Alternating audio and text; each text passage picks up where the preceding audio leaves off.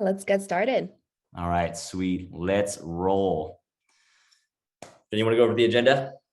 Perfect. So we're going to go over who we are, give you a little more background of Jenny Locke and Calvin Chin, and how we can unlock your potential or unchin your potential, whichever one you decide. And then why we should invest in real estate in 2022, a reflection of the year and some of our investments that we've done personally, and then setting goals with an intention, and then really taking action. What are some of the next steps? Because there might be a lot of analysis paralysis, and you are going on these webinars and learning or listening in books, but how can we really take action and have someone to be accountable for your goals? So that's what we're going to dive in today. And just some of the house rules. We're here to really learn and grow with one another. And if you're able to, if you're not driving, be present and on camera. It gives us a lot more energy and it makes it fun for everyone in the room too. And then use emojis, hearts, the claps. If you don't know, it's on the reactions bottom next to share screen that you can put that in. And then type questions in the chat. So we will have a Q&A at the end, but we will be monitoring if the question is particular to what we're going over, we'll answer the question there. So we want to make this fun and very interactive with everyone. Yep. And don't worry about taking notes, guys. Like, we're going to have this recording in our Facebook group. So if you're not part of our free Facebook group already, Audrey's going to drop the link in the chat. Join it. We're going to have the recording on there as well. So you can go back, watch us on 2x speed if you want to while you're driving to work. I'll go in and give a little background of who I am, and then Calvin will dive in. So I started in corporate, worked at Oracle. It's a large tech company, not Oracle Arena or Oracle Park, where the baseball team or the former basketball team used to play there, but Oracle technology. And I was working 9-to-5 job in getting a W-2, made great income, hit my 6 figures in my early 20s, but was not really satisfied. And we signed up for a real estate coaching program and started listening to a lot of books. My first goal was to buy a house at 28 years old. And I was able to fast track that with the knowledge that I learned and bought my first house at the age of 23 years old. And that house in South San Francisco, I started with house hacking and rented out rooms, and that actually paid for all of the mortgage. A few of you girls or guys have been in that house. I know Audrey and Miranda, we've been in that house, and everything was paid off for by my tenants, who are really happy to have a nice, comfortable home to live in. And now that house is being converted to an Airbnb, and we're probably projecting $7,000 to $10,000 per month in income from that. But the great thing is that the appreciation from there, I bought that house for $870,000 about 5 years ago, and now it's worth about $1.4 million. And last year I did a cash out refinance on that and pulled out $300,000 of equity to be able to buy other investments. So how do you have your money moving for you? And we actually bought this property with a home equity line of credit from my parents' house. So it was all borrowed bank money, and we didn't have any of our own money in the deal. And it was all from the bank and leverage, and using it as an investment vehicle to keep it progressing and moving forward on. And then I realized, okay, how do I buy more properties? I bought a investment property in Alabama for $67,000 and sold that last year for $120,000. So that was great growth, almost 2x. And I was like, okay, how do I buy more? So then I realized, okay, let me just become a real estate agent and help people buy homes and be in the field full time, and was awarded 30 under 30 National Association Realtors, and been able to help this year over 100 families and go through that. I see a lot of past clients that we've helped. So Dustin and Ling and some others here. I know there's a big group, Crystal and everyone. We're excited to help you not only get your first home, but how do we transition that equity to grow into other investments? And then I'll have Calvin introduce himself. Yeah, dang, mic drop. All right, well, everything Jenny just said, that's it. Okay. But yeah, I mean, some background on myself too, for everyone that doesn't know me. I mean, I'm the other half of Jenny. I'm her now husband. But, I think growing up, it was always taught to me that kind of more like of a scarcity mindset around money, right? It was always like, don't lose it, afraid to lose it, like save, save, save, save, save. And, I was always taught, just by society in general was, get good grades to get into a good school, to get into a good job, and then climb the corporate ladder until, I was 65 and had 2.5 kids and a golden retriever and a white picket fence. Right. And that's what I did. Right. That's what I thought was the right path. I worked really hard to get good grades. I didn't, but I worked hard to get it. Got into a pretty decent school, got a great job out of college, and met Jenny at Oracle. And I thought, my path was to climb and become a VP of sales one day and keep on climbing and climbing and climbing. And that's what I did. But then I realized, I was like, man, like, this can't be what this is all about. Right. Just work really hard all day long and, spend my energy and my time, working for someone else. And like, what is my legacy after that? What's my purpose? Like on my tombstone, my deathbed, is it read like worked for 25 years at Oracle, went to 25 President's Clubs? Like that to me just felt really unfulfilling in life. And, I wanted to know, like, hey, when I had a family, I wanted to have both my time and energy back. So, what we started doing is when I met Jenny, and, I'm thankful for meeting her. She really, changed my mindset around, how to actually do that, right? How to find vehicles. And, what we did was we looked at stocks, we looked at cryptocurrency, we looked at real estate. For stocks, like, we don't sit at the board of Apple, so we don't make any decisions. So we didn't love that because we had no control. Cryptocurrency, I couldn't tell you what the heck it is, but I know my Coinbase account had a glitch and it said we had $114 million in our Coinbase account, but still don't know what it is to this day. But real estate, we looked into and we're like, oh, this actually makes sense, right? There's logic to this. It's been around since there were lords and knights, right? Lords were just landlords, right? So it's something that we can actually tangibly touch. So that's what we looked at. So saved up enough money to house hack. Jenny had bought her place in South City and house hacked. I bought a condo in the city and house hacked that. And then Jenny did the ultimate house hack and just moved in with her boyfriend and didn't pay any rent, which is the best house hack that you can do. But yeah, and that's really how we got started in real estate. But it's always cool to see the iceberg outside of the water, right? And see all the cool stuff and all the accolades and all the accomplishments. But one thing that I want to share with everyone here is that I think in the very beginning for us, we kind of had a doubt about ourselves, about our confidence in knowing how to even invest in real estate. And I know a lot of you put in the chat that I'm here to try to find my first real estate investment. And so we were, and so were we. And, one of the things that we did were, because we were still like, I don't know if we can do this. We had self-doubt, we had fear about it. We were like, all right, let's go seek another investor and give them money and see how that works out. And so we did. We found an investor. She was pitching a flip deal in San Francisco, and we were a private money lender on that flip deal.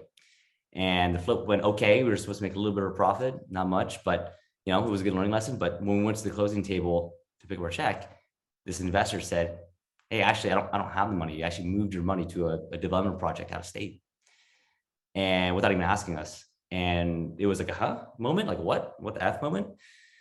And that was Jenny, like 6 years ago now. And we haven't seen the money or talked to her since. And it was a really painful learning lesson, right? And there was really two things that we could have done there. One, we could have said, man, this real estate thing sucks. There are a lot of sharks out there that are trying to take advantage of people. And we don't want to do this anymore. And we'll just work our 9 to 5 until we retire and have the white picket fence and golden retriever and 2.5 kids. But what we did instead, which I'm really grateful for, was we said, man, this situation really sucks. But what's the learning lesson here, right? And we learned a crap ton. And I look back now, 6 years ago, and I'm like, that is one of the best things that ever happened to us, right? Because it taught us so many valuable lessons about not even just real estate, but about life, right? And how to process with people and interact with people and how to protect yourself and things like that. And that taught us in our next deal. I mean, my first deal was in Dallas, Texas, right? And we just by ourselves. And hey, we still made mistakes, right? But we took action. And guess what? We learned from those mistakes. And the second deal that we did, we didn't make the same mistakes again, right? And the third deal we didn't make the same mistakes, right? We learned every single time and gained confidence that we're, doing burrs. And then we were doing, apartment complexes and then Airbnbs and things like that. And, eventually scaled our portfolio to what it is right now, which is, I think, I can't do complete math, which I guess is maybe good or bad, but I think we're going to be like 167 units by the end of this year. And But I don't say that just say, hey, cool, look at us, look how awesome it is. You know, what I do want to say is that it's not just about the unit count. It's not just about the money or the passive income and things like that. And one thing that we learned early on was, I think was it 2019, Jenny? We always had this goal, right? And a lot of people that are in real estate, they listen to Bigger Pockets, or they're in other blogs like that. There's always this goal of, if I can get to $10,000 a month of passive income, that'd be set, right? And you know, for us too, that was also the goal, right? And in 2019, we'd hit that goal, and you know, my expectations, you get that, Jenny, it's pretty funny. My expectations were, cool, we hit that, you know, the clouds would part, angels would come down, and you know, they'd sing, oh, like, good job, you guys did it, you're successful, you guys are awesome, you should be happy now, right? And that wasn't the case, right? I mean, I think everyone thinks that that's the case, that, oh, once you hit that money thing, you'll be happy. And you know, for us, you know, the next day happened and nothing changed, and the next day happened and nothing changed. And you know, at least for me, at least, Jenny's always happy. For me, I kind of went in this like 3-month kind of like depression of being complacent and being comfortable, right? I was eating Cheetos on the couch, watching whatever Netflix show, Tiger King, or whatever it was at the time, not doing anything because I didn't have a purpose, right? And there's a really good book called The Second Mountain, where it really goes over, you know, what's that second mountain for you? And really that second mountain is all about legacy, right? It's all about impact. And that's what we were missing, right? And you know, to kind of sum up everything on a bow, is like, that's why we created, you know, our, you know, Zen Coach University, was to help people, you know, learn about real estate investing so that they can create passive income for themselves, but then throw the rope back down to create passive impact for other people in their community, right? Their families, their church communities, their network, right? And then there's this compound effect that, to me at least, gets me juiced up, gets me excited about life, gets me, you know, amped to wake up in the morning and do what we do. So yeah, that's our background. And, you know, we're looking forward to having this session with you guys and kind of going more into depth about, you know, who we are as people, and, you know, how we can help you guys in your journey. And thank you for sharing that. And one of our big missions that we really strive for is to help people create passive income so that they can create passive impact in their communities, as Calvin mentioned. And for us, like, I'm first generation in America. My parents were immigrants. They worked here, like they moved to the US when they were in their 20s, not speaking English, and work in a clothing factory sewing clothes for a couple dollars or so per hour, less than minimum wage. They work 12 to 14 hours a week and 7 days a week. And now it's more like six days a week, maybe more, 12 hours per week. But I remember, like, as a young kid, I did not, I had to like cook dinner. We didn't even eat until like 11 p.m. or so, until my parents got home. So that's something where want to really change that and create that legacy. Like, for another thing that I've actually learned from my first mentor, Rick Hugh, which I know Jamila knows, is that we want to really level out the playing field. We did not have trust funds. Like, we don't have multi-million dollars that are just going to be passed down to us. So how are we going to level out the playing field and really be able to play by the rules of what the government has to play here for us? And there's a lot of governmental tax benefits in investing in real estate. So what can apply back in like our back in our home country in China will not apply here. So in here, it's like really understanding what these rules are, what inflation is, how money is being printed, where to invest in, to be able to save on taxes, be able to create that legacy for your kids and your future, so that we can have multi-millions or hundreds of millions to pass on if we wanted to, but also to enjoy life too, of all that hard work, and be able to do what we want with whoever we want, whenever we want, with the people that we love. And that's where want to really praise every single one of you guys. On Wednesday night towards the holidays, you can probably watch a romantic comedy on Christmas holiday on the Hallmark Channel or Netflix, or going out there to Christmas parties and stuff. But you're out here spending your Wednesday evening with us to learn. So just want to thank you for all for coming, and thank yourself for investing in yourself for this next hour and a half. Yeah. And really what this all means, guys, you know, what Jenny was kind of mentioning too, it's not just about, you know, how can real estate make you millions of dollars, right? Sure. Can it do that? Absolutely. But that's not what this is all about, right? I mean, one of my mentors has really been, you know, telling me about really the law of economics in general. And that, what that states is, it's not about how you can make $1 million, right? The law of economics states that it's an exchange of value. If you're giving value, then you will get value back no matter what. Maybe it's monetary, maybe it's not, right? Maybe it's something that is just something that makes you feel good, and that's equal enough to that. But I think the mission for us, it's like, hey, how can we help people create passive income so they create passive impact in their communities? Well, it's to make $1 million. Hey, you got to help 100 people make $1 million, right? It's not just I want to make 100 million bucks. No, I want to help 100 people make $1 million. And intrinsically, the value that comes back to me, maybe it is monetary, but maybe it's just, hey, it just makes me feel good as a person, as a human being, as an authentic person to be able to do that. And then it goes just back to, all right, well, what does that $1 million do for you? Right. And we're gonna touch that really deeply when we talk about our goal setting today. And I know in the next 90 minutes or 120 minutes, however long you'll have us for, because we can talk all day long if you guys know us. We're gonna share as much as we can, right? And I know some of you guys are gonna take this information, you're gonna roll up your sleeves and say, let's freaking go, right? And it's gonna make a huge impact in your business, in your life, in your family life. And some of you guys are gonna want additional support and help, right? So that you can go out and pour freaking gasoline on the fire and make 2022 the best year possible. So don't worry, like before the end of our conversation, talk, whatever you want to call this today, we'll share, how you guys can get that extra support with us. If that's okay with everyone. So let's jump in, right? So the thing that I always hear a lot, and I know Jenny hears this a lot too, is real estate market 2022. Should I invest in real estate, right? And I know to make, your 2022 the biggest year ever, I know real estate is part of all your plans for us. You guys wouldn't be spending a Wednesday night with us. Let's go through that, right? I mean, the question that we always get is, hey, when is the right time to invest in real estate? Should I invest in real estate? And why, right? I mean, there's some people who will obviously be biased, and, I'm not saying that we're not, because we're obviously in real estate, but, what's the data to really back that up? And I think that's really what differentiates a lot of what I like to call Sunday morning real estate investors to actual real estate investors. A Sunday morning real estate investor may be someone that's like, hey, you know what? I heard on the grapevine, I watched HGTV, and Chipping and Joanna Gaines said that we should do this right now, right?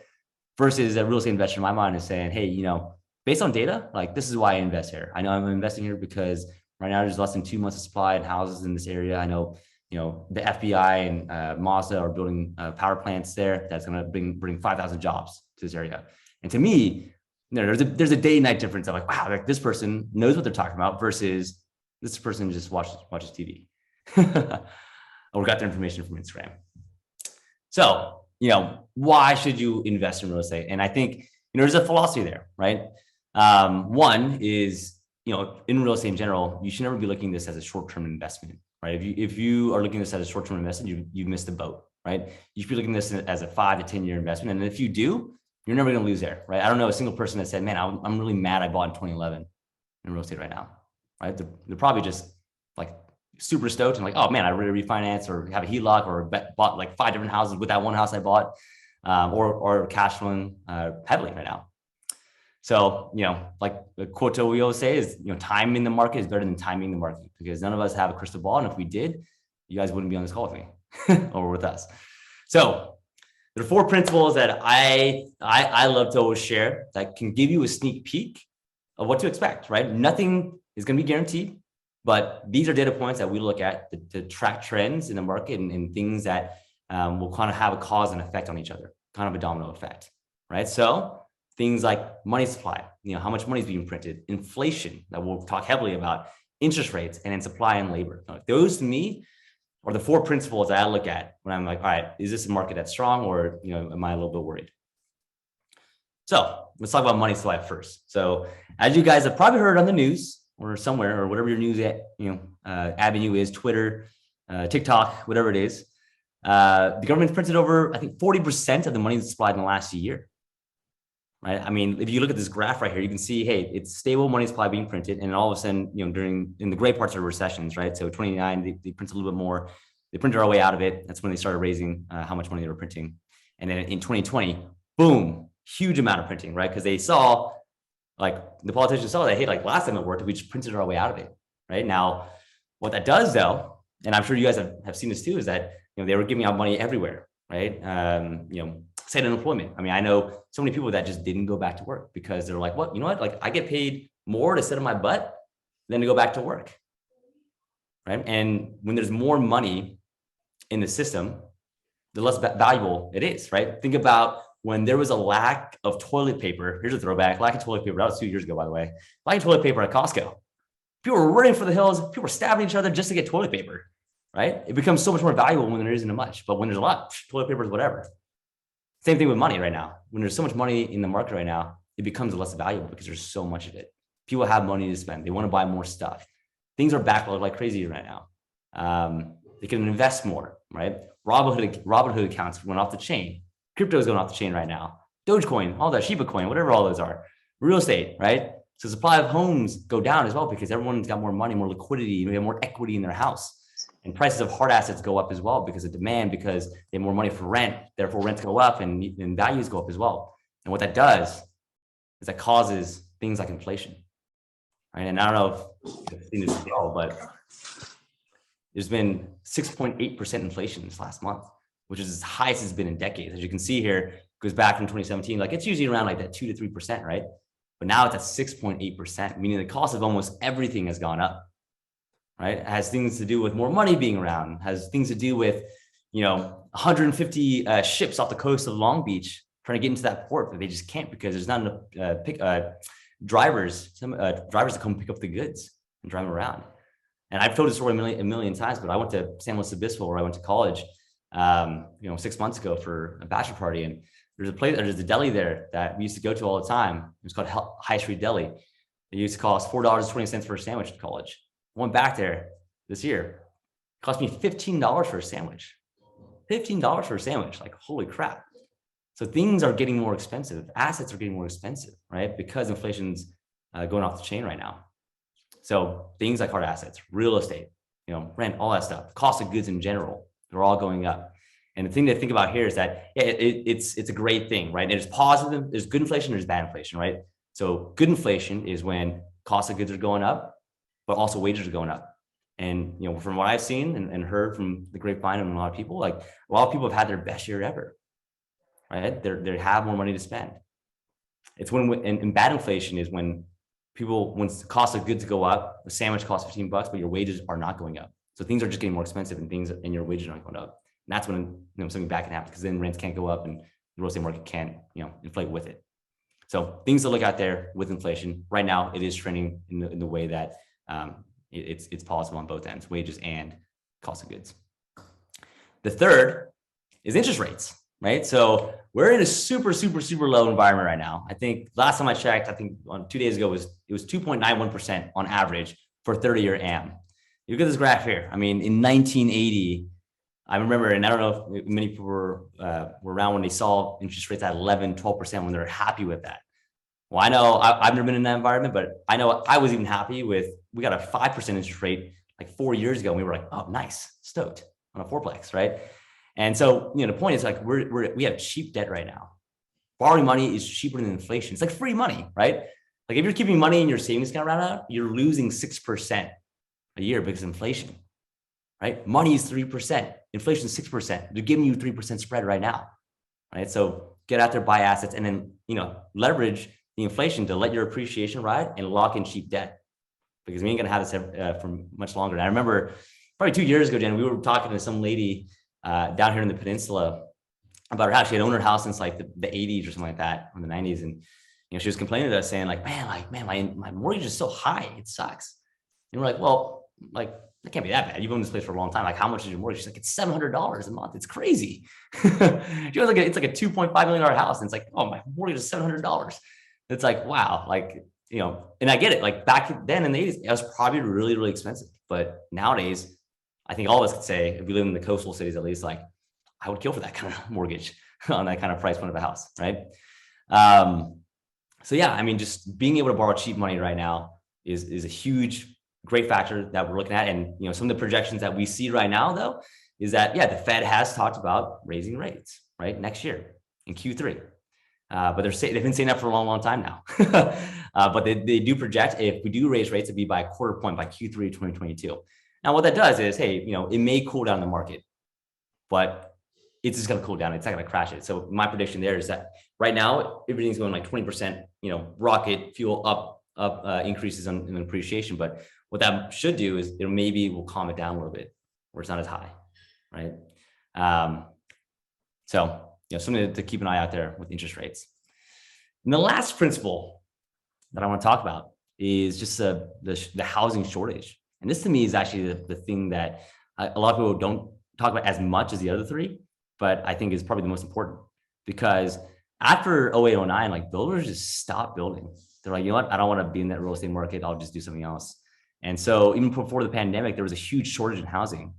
I got some stats online here, but the US built on average 276,000 fewer homes per year between 2001 and 2020, right? So between the 60s and the 2000s, 276,000, that's a huge amount. And that was 40 years, and this is 20 years or 19 years, right? So we had this huge deficit in amount of houses versus the amount of housing needed. And I know there's a lot of real estate agents on this call right now. There's just not a lot of supply in general. Maybe there's a little bit of uptick this month, but in general, this whole year, there's nothing. There's been bidding wars all over the country in major cities.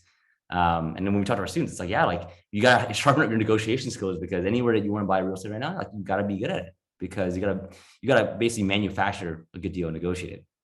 But to make up with that too, we just haven't built as much as we should have. Like we're still 2.1 million homes short if we built it for a whole decade here. And on top of that, new permits for new buildings have dropped 3% as well. And a couple of reasons for that, probably because the cost of building is really expensive. There was a whole lumber spike in cost, and supply chain issues, as you guys know, as well. And also labor, right? Like a lot of people are just not working, right? They don't want to be outside. They're scared of COVID. They're trying to get remote jobs instead.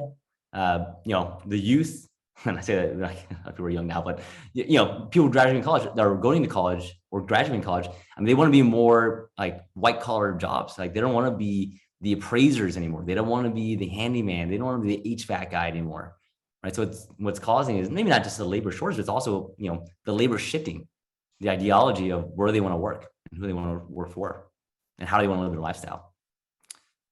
So overall, to wrap up on it, what we're doing right now is personally, Jenny and I, we're hedging against inflation. We're locking in cheap debt for the long run in cash flowing assets, not just for monetary gain, guys, but for lifestyle and for generational legacy. And Jenny's going to go over one of the deals that she did last year that is an example of this. And then I know, Kevin, you put in the chat a question: if rates rise and home prices drop or stay the same, how does your strategy change when you want to scale by cash out refinancing? So some of the things, the last crash, what happened was in the 2008 crash with the housing crisis to 2012.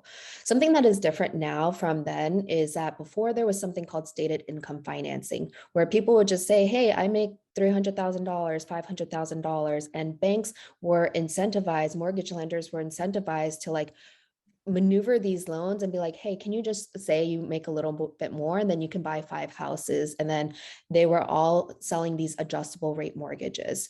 But we have a few lenders on this call right now. There's something called debt to income ratio now, where it's very strict, where it's like most banks require the max debt that you can have is 43% debt to income ratio on your loan. So, and then you have to have a good credit score as well too, at least like a 680 credit scores with most banks. And before, people were getting loans with 400 credit scores, 500 credit scores.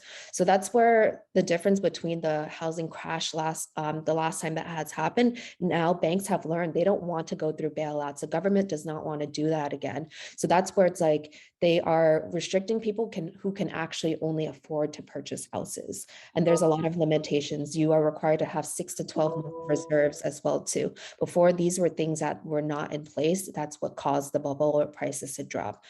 But if prices do, like the rates do go up, that's why we're investing in diversifying our portfolio. We have properties in the San Francisco Bay Area. We have Airbnbs. We have properties in Utah, in Texas, in Alabama, in Kansas City, in Tennessee, all around the country, because we know that things can happen. There's natural disasters that happen. There's earthquakes that might happen here in California. There's hurricanes and tornadoes that are happening. So you want to diversify your portfolio there. And we are we're confident and we're buying in places that will cash flow. So even when we're cashing out, like refinancing, we're still being able to hedge our bets from there, because we know that these are cash flowing, will still be okay, and the rent will be able to cover. Yeah. And Kevin, man, I love you, man. And great question, dude. Kind of piggybacking on what Jenny said, it's like, you know, I know I always talk to you about this, but it's like diversifying your defense strategy, your exit strategies, right? So yeah, sure. Maybe the exit strategy right now is, hey, I'd love to refinance at a new rate, right? And there's so many different ways that we can go about this, right? It's where it's like, if interest rates go up, I mean, supply has to also catch up too, right? I mean, even if interest rates go up, if there's still a supply shortage and people still want to buy homes like crazy and demand so high, then it's still going to go up in price, right? But let's just say that, hey, maybe 3 of these 4 principles go down, right? And there is a stabilization of the cost. We're not buying for appreciation anyways, for the most part, right? What we're buying for is the long run, right? And if we're buying cash flowing assets, we already have that as one exit strategy. And, you know, it's interest rates go up, but, inflation is still happening and there's just still more money in the money supply and wages still continue to rise. Well, guess what? And as we've seen this in markets across the nation right now, where you'll be able to increase rents. And if you increase rents, as an investor, would you still buy an asset that can get you a 10 to 15 to 20% cash on cash return? Yeah, you are, right? And you can charge it if it's affordable in that market. And I know in apartment complexes that we do too, it's like, yeah, if rents go up, you can get your net operating income up. The value is going up of your property, right? So yeah, and just it's always having the multiple exit strategies, dude. Of all right, even if that goes down, like we bought for cash flow, okay, we're cool. We can last long. We've had reserves in our bank account, and that we were looking for, and being safe when we're buying. And we bought 20% under market when we first bought it in there, anyways. Then you have those defenses, those exit strategies that you have ready for you. So man, yeah, great question, dude. I appreciate the ask. And just another thing to add to that is, like, with COVID and a lot of companies doing like partial remote working as well too, where, hey, you can work 2 or 3 days at home and then only come in 2 or 3 days of the week in the office. So having a home office is very important. So people are expanding and going and buying larger homes. So single family home investments are like consistently appreciating because they need more space, and especially if their kids are homeschool working and all of that. So we have seen a slowdown on like 1-bedroom condos close to the city center, but like the single family homes, like 3-bedroom, 2-bath, the standard is consistently growing and appreciating. And that's what we're investing in as well. And then we'll dive into one of our case studies that we just bought last year. So this property, bought it as a new construction. I put $500 down for deposit back in September 2020. And I remember going out there and I was just hearing things of like, we bought our first investment property out of state in Huntsville, but it's like, okay, like, you're following trends. I know NASA is out there. It's one of the highest IQ per capita out there. And then Mazda is creating a manufacturing plant. FBI is having their second headquarters out there. What is the growth going in that area? And there's markets all around the country where they're expanding out. And I was like, okay, I want to buy this property. It's only $500 to put in for a down payment. It'll be done in May. So it took a few months to build, and I put $50,000 for a down payment for this property. Assad, I think you're on the call, and he helped me with my loan. So thank you on that. And I bought this, and the equity, if you look at the Zillow estimate, it's not completely accurate, but it's a good estimate to benchmark. It's already appreciated to $282,500. So that's already a 76% return of equity, like that, built in 7 months. And then I'm getting $1,900 per month in rent, my principal, interest, taxes, and insurance, and all that. My monthly payment is $1,168. Property management is 10%, $190 per month. And we're just putting aside maintenance and CapEx fees if any issues arise, but it's a new construction. So haven't really had much issues. I just had to spend like $400 to add a garbage disposal all since I've bought it. So, but I put aside $190 per month on that. So I'm cash flowing $352 a month, which is based off what I put into the $50,000 down, 8.6% cash on cash return. And I'm thinking it's it's not amazing, it's not double digit, but I'm treating this property as, I told Kevin, it's like, I want to buy another one, but this was like back in COVID, we didn't know where the market was. But I was like, this is for our future child's college education. So that this property is already appreciated to 282,500. I only put 50,000 down. The tenant is paying the rest of the mortgage down.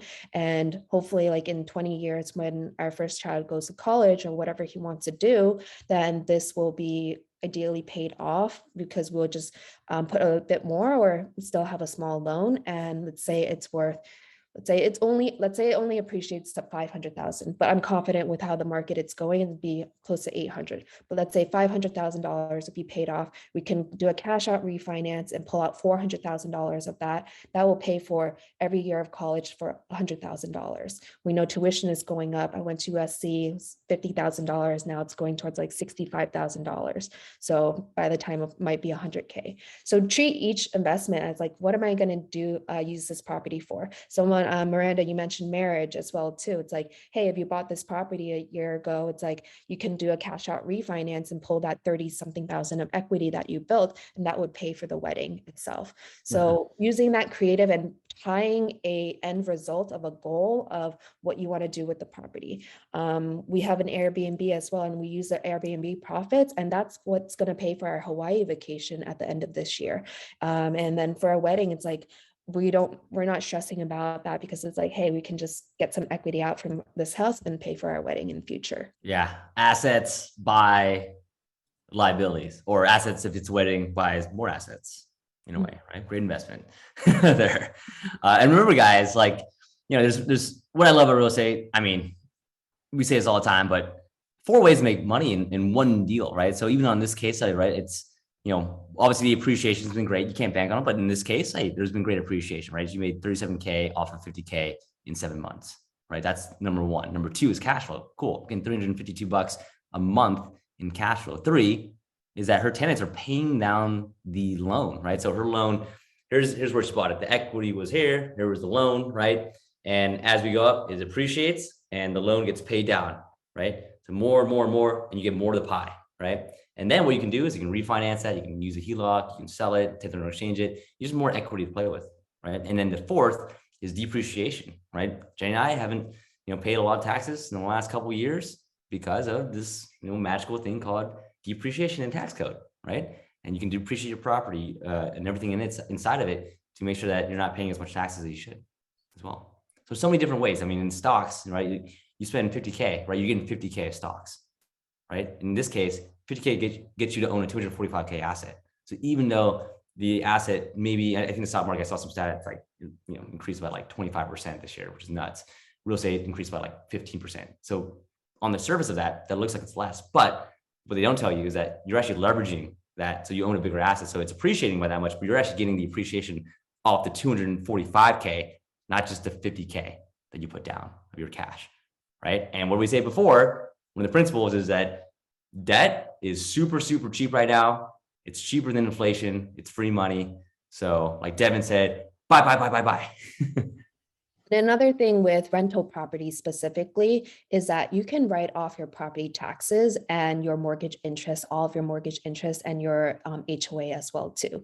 So with your primary residence that you buy, you can write off up to $10,000. Definitely double check with your accountant where your tax bracket is, and up to $750,000 for mortgage interest. But for real estate investments, for rental properties, you can do write off all of that and pay less taxes. And then there's a lot of other strategies of 1031 exchange where you defer and like buy, and like what we say, defer till you die. So those are other strategies we dive in more into our program, but just give you enlightenment of how you can save on taxes. Yeah. And Eileen, you had a question about, how do you find cash flowing markets, right? And and if you're in the Facebook group, we actually did a market analysis, little mini series, maybe a month or 2 months ago. So check that out. And if not, happy to answer any questions at the end too. But based off that, Eileen, as well, I mean, some of the next case that we're going to do is, we want to look at trends that are going to be favorable to our real estate market and investment, right? So things that I, love looking at. I love looking at population trends. I love looking at rental trends. How much are rents going for, right? So, In this case, this is in Chattanooga, Tennessee. What I look for is, hey, is there a net positive migration? Are people actually moving there? So I love when I see, there's a growth, right? And that's always usually supported by job growth, right? When there's job growth, people move there. When there's more remote work ability, people will move different places. I know everyone that lives in the Bay Area, at least, they've seen, a lot of their friends move out of state. They move to Nevada, they move to Tennessee, they move to Texas, right? So you see those population growth, and because the job growth is moving there as well. So that's a good sign, because when there's more people moving there, and there's always that finite amount of supply still, because the building's not fast enough, then guess what? Demand goes higher again. And that can force pressure onto real estate as well, not only in rents, but also in home prices as well. And that's what we see here in Chattanooga, where you can see that the trend is it's been growing and growing and growing. We're in 2017, a multifamily one bedroom was going for $873, and now it's going for $950. That's a nice increase in the last 4 years, right? And to continue the trend, it's continuing to go up, and it's probably because of a lot of the population growth and a lot of job growth. And that's why, I've been looking at this market for a long, long time. And, for our case study here, it's a multifamily, it's an apartment complex. This is I think a 31 unit. And we're buying this right now. We're in escrow for $2.1 million. And right now, the as is net operating income of this, meaning that it's the income minus the gross expenses, is about $90K. But we know that there's value here, right? There's a value add opportunity to raise rents. We're probably gonna need about $150,000 of work to be done, like cosmetic work, paints, new floors, cabinets, fixtures, things like that. But when we do that work, we should be able to stabilize the net operating income by raising the rents on each unit to about 158K. So almost double there. Cap rate in that area is about 5.5%. So what that does is it projects us a new value of about 2.87 million. So our potential gain on equity there is 750K in 1 year, right, after we do that work. 750K in one deal, right? That's one way, like I said, that you can make money in real estate. The forced depreciation, where you're actually doing the work and value adding to it to make it more valuable. Because especially in apartment complexes, it's not just about, hey, that house sold for that down the street. But what it is about, it's an income producing property. Other investors are going to buy this. But if you don't leave enough meat on the bone, they're not going to buy it, right? So got to go to cash flow still.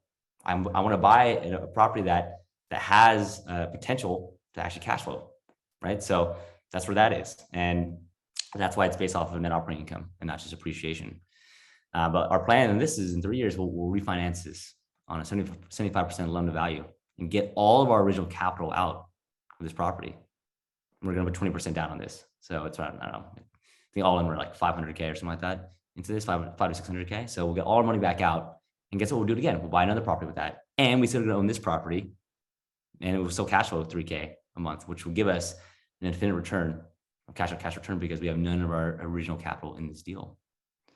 But what I attribute to this too is, yeah, I mean, like Eileen, like you said, like we're looking at the market. We're looking at not only the macro market, but also the micro market of the trends here. Like, our rents continue to grow here, and what is causing these rent increases? And can these people even afford the rent, right? If I always use a 25% affordability index of, what the median home price is versus the median wage. And if it's more than 25%, then most people are not gonna be able to afford that. They can't spend more than 25% of their income to just rent, because they got to pay taxes, they got to pay groceries, they got to pay utilities, all that stuff, car insurance, cars, car bill, things like that. So again, these are just some of the case studies that we look at when we say, all right, we're going to be investing in real estate, and this is why, right? What it is to buy it for our future kids, that they can now use this for wherever they want to, to live off of, to sell, their choice, right? For this deal, we want to do this because, we want to open this up to other people to invest with us and say, hey, cool, we're all making money together and we're all growing together. Because at the end of the day, obviously one of our goals is we don't want to, be on the beach or play golf by ourselves. Like, we want to do it with people that we want to be around. So, and that's what this is all about. All right. So that was the real estate update there. I'll take a couple questions before we jump into kind of goal setting and things like that. So if you got any questions, go ahead and go off mute right now, and we'll take a couple of new questions here. Yeah, I'm actually curious about Caleb's question. How quickly would you be able to cash out refi to pull out the initial down payment, and who is managing property? How did you find them? Yeah, good question, Caleb. So on a cash out refinance, I mean, for us, we were doing it in about a year.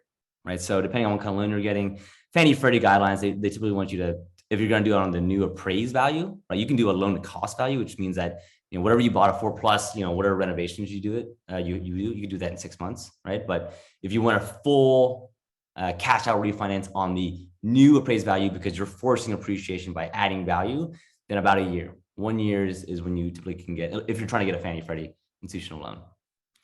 And the second part of that question, who is managing the property? How did you find them? Well, yeah, it ain't us. I ain't flying out to Tennessee. I tell you that much every day. But what you do is, and this is really important, is you got to find good teammates, right? I mean, this is not basketball, or this is not golf or tennis. This is basketball or football, right? This is a team sport, and you're only as strong as your teammates are, right? And as being the CEO of your business, like, you got to manage your property manager as well.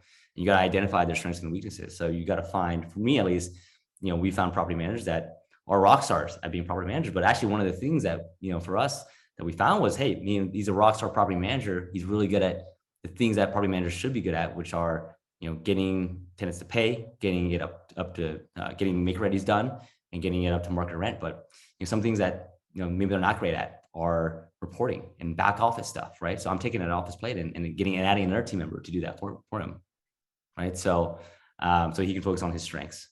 So it's a constant game of finding out, hey, what are the strengths of my team, and how can I play toward that, and where can I fill the gaps of where they're weak? And I love the question Catalina just asked, is how can we get over the fear of taking action? So it's all mindset. So that's where for us, it's like why we created a community of people who are like-minded, because you can surround yourself with people who are going to ask, like, what if this goes wrong? What if your tenant doesn't pay rent? What if your toilets break? What if this happens? And thinking a lot of negativity, what can happen? Yes, those things will happen. There's nothing will be perfect, but it's like, okay, how can we hedge against those risks and be able to shift our mindset? What is the opportunity of being able to take action? If I were to be able to take action, what would that do for me? Getting to that $10,000 of passive income a month, what would that do for my family? For me, I always focus on the end goal, the why. And then my why was to be able, by seeing how hard my parents work every single day, not even speaking English, and how much they've been able to put in for my brother and me to go to USC, which is not a cheap college to go to, but I'm doing it all for them. It's like, I want them to be near us. I want us to have family dinners. I want them to see my future kids be raised. I want them to teach them Cantonese and Chinese and know the cultural backgrounds. I want us to be able to go on vacation. I don't want to be working until and not be able to see my future kids grow up. So what is the risk of not taking the action as well? So switch that and really think about hey, the people who are on this call with kids, you're spending more time with work and your colleagues and all that than you are seeing your kids grow up. So what if you were able to reverse that and be able to own your own ownership and own your time back? So what is the value of that time that you're going to do and get back and how else can you contribute back to the world? So that's where for us, I always focus on that big why, and that always trumps what my fear is. And another phrase that my coach mentioned is that fear is the only thing that gets smaller the closer that you get to it. So when you think about anything, if you look at a cup and it gets closer to you, it gets bigger. If you're chasing, you see a bear and you go closer to the bear is getting bigger. But fear is the only thing that gets smaller the closer you get to it. So being able to face your fears, and we're here to really be able to help you face those fears and beat them out and be able to win and enjoy life together. Yeah, and to add on to Jenny's point, it's like fear is one of those things that we all have, right, in general. And I remember one of our students, she had a fear that she would never even be able to buy in the Bay Area or even have kids. You imagine that, I can't have kids because I can't afford it, right? And now, I mean, just seeing her grow, someone that took on that fear and said, all right, the fear isn't of going into real estate. Its fear is more about, what if I don't do this? What if I never do this? And that's more scary to me than anything, and more powerful to her as well. And she jumped in full-fledged. She's on her second deal. She's going to do a burn next. And she's like, yeah, I can't believe I was thinking about that before, not having kids and stuff. That was dumb. Now I got 2 properties, I'm about to have 3. What a badass, right? So, getting over fear, I mean, it's just one of those things that it's a defense mechanism for our body. So just honor your body for even having that defense mechanism, and just say, hey, like, thank you so much for having this for me, but I got this because, as long as you have the right community around you, you have the right mentors to catch you fall, and you have the right knowledge to give you the confidence to go out and actually go do it. And I promise you, when you go do it, it's so much harder when you don't do it. But when you do it, you're like, wow, that wasn't that hard at all. And I can't tell you how many times I've heard that, like, wow, that wasn't that bad actually. And then you get that bug, like Jenny said, and you're like, all right, then I'm off to the races. I got the bug and I want to do more. What's next? I want to do more. What's next? Right. So absolutely. So I know there's a lot of other questions in the chat, but just in the sake of moving so that we can get all of the content, we will answer all these questions at the end. I promise we'll stay on as long as we need to answer all your questions, but I want to make sure we get through all the content as well. And I know it's dinner time for a lot of people too. So I want to make sure that they can go get some grub. All right. So making 2022 your best year ever. So as we transition from real estate focus now more into your mindset, right? Into, all right, how can I actually make 22 the best year ever? And it starts internally. So Jenny had mentioned, what is that why? And that's what we're going to dissect here and how to get into that right energy to understand why it's so important for you to be here at late at night on this call with us. So the first thing that we always want to do is we want to reflect back in the year, right? And get into this energy of gratitude. I remember a couple of years back, I was still living in my condo in San Francisco, and Jenny and I were in the community hot tub there. And I had probably had a pretty bad week that week. And, we were trying to plan out the next few months. And I was in there just beating myself up like, oh man, like I suck. What am I doing? Like blah, blah, blah. And I'll always remember this moment. I don't know if she does, but I'll tell the story right now. She just looked at me and she's like, why are you looking at the future so much? Like, why don't you just look back and just really honor all the amazing things that you've done this year? And I was like, dang, like, you're right. Like, I was taking a step back and I was like, yeah, you're absolutely right. Like, I just started thinking about all the things that we did do that year and what we accomplished. And it was awesome. And it immediately got me into the state of gratitude of like, not like, oh, I'm so anxious and worried about next year. And hell, I mean, I used to be in sales and, for me, it was always like the end of the year, you start at zero again, like get me so anxious and like, oh my God, I'm so stressed out. But you get into gratitude of like, wow, like, just want to say like, wow, like I'm a badass. I did a great thing this year. I wrote down goals and I hit them. And that's pretty badass. Like, I didn't even think we can get that far, but that's pretty cool to think about. Right. And it automatically changes your flow of like how you feel. Right. So that now you can unlock your brain to say, wow, I can actually think about what is possible again. Versus like this scarcity mindset, like, oh, I don't know, I'm so scared about next year and I'm so anxious, right? And that happened, and naturally our conversation went back toward the future, and we were able to think, or I was able to think at least from a better place. And I don't know who needs to hear this or not, but at the end of the day, you are your worst enemy, right? It's so easy to always look at what is next. It's easy to fall in that trap of having more, right? But you forget that sometimes that the journey is the fun part. And we forget that we need to honor the accomplishments that you have done for yourself, because man, every single one of you guys have done something amazing this year, whatever it is, with your family life, your fitness, your finances, whatever it is. So just take that second and say, wow, great job, Taylor. Great job, Christine. I was a badass this year. I made that jump. I made that commitment to myself and I did it. And I'm pumped on that. That'll get you into a good flow of saying, all right, now let me think about what I can do next and what's possible. So our reflection this year, and I'm always astonished when I look at my goals that I wrote down from the previous year, and it just kind of shows the power of writing them down or visualizing them, writing them down, and then sharing them with people. And I did all this around actually the same time. Where actually last year around this time I went on a retreat. We shared with 5 other guys. We did goal setting where we just kind of let loose about all our insecurities, our vulnerabilities, all that stuff, and we wrote down our goals. And I look back at it and this is what happened, right? So one of my goals from 12/6/2020 was to help over 100 people learn about real estate investing. Number 2 was to help my sister get into real estate. Number 3 was to buy 75 more doors. Number 4 was to quit my W-2. Number 5 was to propose in Hawaii. And number 6 was to hit a 75% success rate, meaning that our students were getting into good investment deals with our students. And when I did this exercise last week and I looked back at what had actually happened, I was so astonished. And it's just the power of goal setting. But number 1, okay, so comparing it, goal was to help 100 people learn about real estate investing. We helped over 102 this year in Zen Coast, like almost down to the T, which is nuts. Number two was help my sister get into real estate. She closed on her first Airbnb. She's cash flowing like a mofo right now in Texas. So pumped on that. Number three was buy 75 more doors. We bought 97 this year. Number four was quit my W-2. I'd say that I retired from my W-2. Sounds a little bit better. Number five was propose in Hawaii. And this one I didn't quite hit. I actually proposed in New York, and I'll blame Jenny for that one, for not being able to go to Hawaii and canceling our trips. But okay, and result was the same. So got the deal done. And then number five was hit a 75% success rate. We actually had a 90% success rate. So every year, I'm so astonished about all this stuff. And I don't know why it's happening every year for the last 3 years. When you write it down and you share it and you look at it at the end of the year, like, wow, holy crap, either it's almost down to the exact number or it's super, super damn close. And, oh, go ahead, Jen. I see you want to talk. Yeah.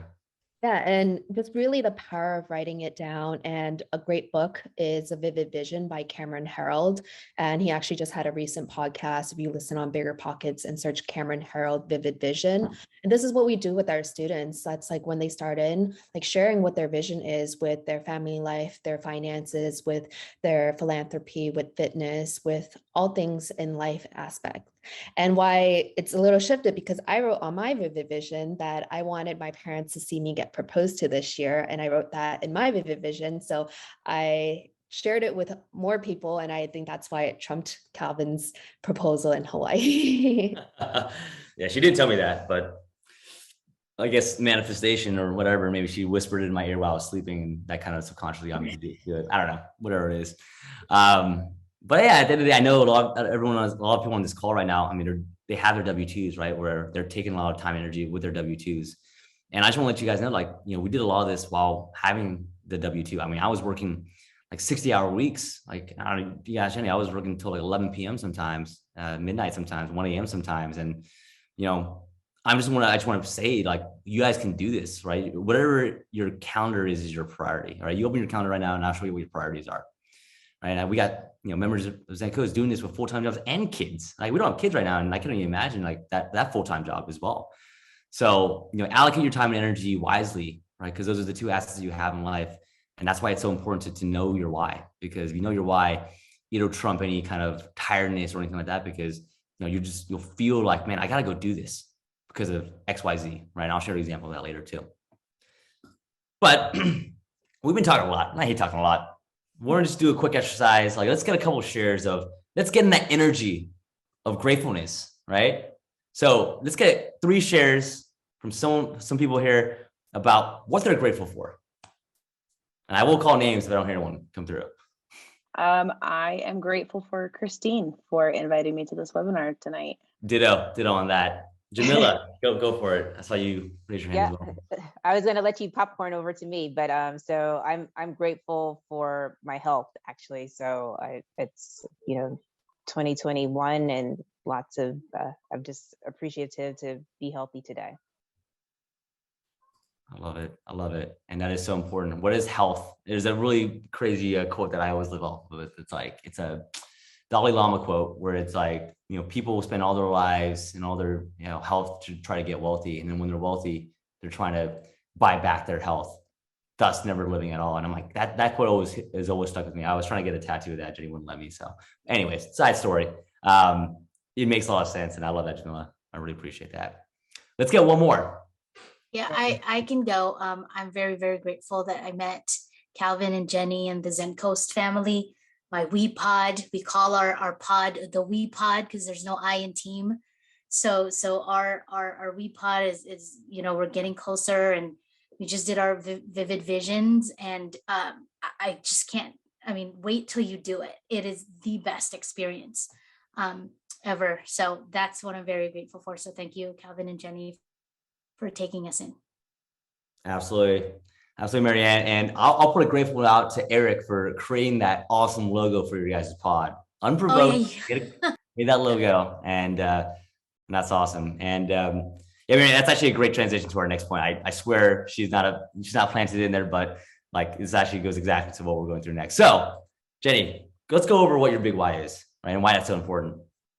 Yeah, as I mentioned a little bit earlier, but just to explain the big why, success is doing what you want, to do whenever you want, where you want, with whomever you want, as much as you want. And my big why was my parents, seeing how much that they work and how much they put on the table for food. And I remember just they would just cutting like paper towels in fours because we needed to conserve that money. And then we would just eat like canned fish sometimes for dinner. So just really being able to give back to them and show them the world. They one of these pictures we were in Barcelona, and like I took my parents to Barcelona on a trip with Calvin, and all expenses paid for their flights, paid for their Airbnbs and hotels. We also went to Madrid.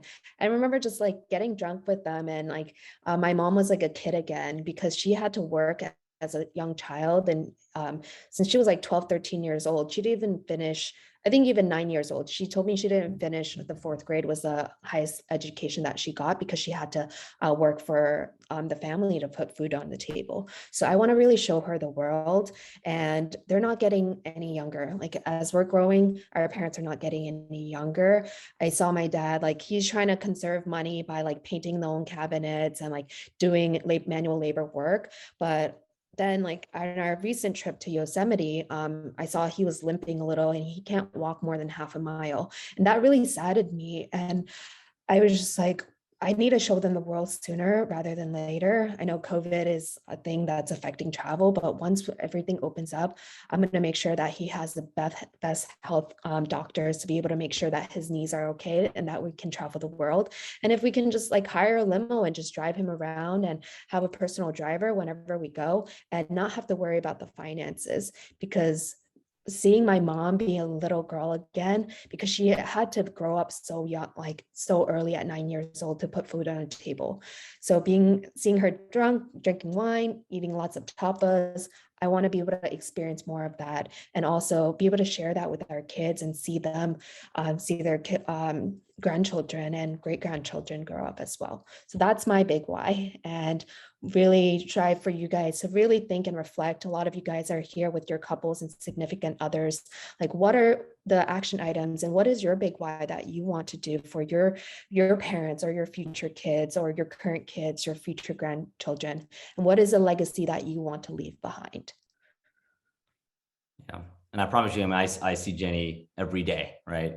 I mean, this why drives her like to work so hard and to be the best person. And, we're essentially moving out her parents next year to the Bay Area just to be closer with them, and, bought them a house that, out here, and, retiring them. So it's an awesome feeling to kind of see this, in all fruition. And, this has been the driving force for a long time. And yeah, I mean, I promise you guys, every single one of you guys, you find that purpose, you find that really deep down, like why that's really in your heart, not up here, not in your logic, but in your heart.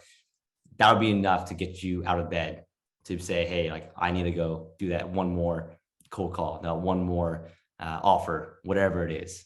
So once you know your why, right? I mean, we always, talk through this. So let's start to work backwards on that, right? And reverse engineer in a way, because again, it's money. It's not about money. It's not about real estate. It's not about cryptocurrency or anything like that.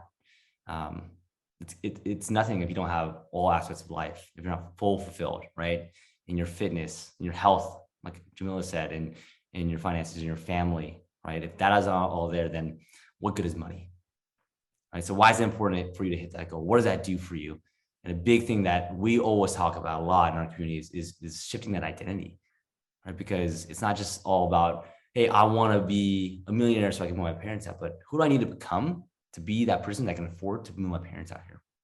It's empty to say that I'm a millionaire, but what does that do to be a millionaire in your community, right? And there's small shifts that you can make in your identity year over year over year until you are that person that you dreamed of, right? This doesn't happen overnight. Identities take 3 years to create.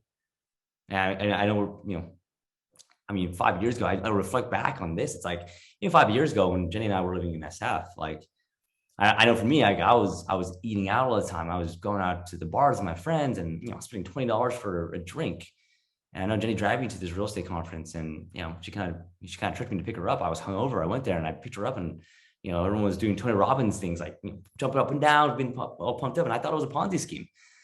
And it was because my identity at the time was so wrapped around being a W-2 tech sales rep.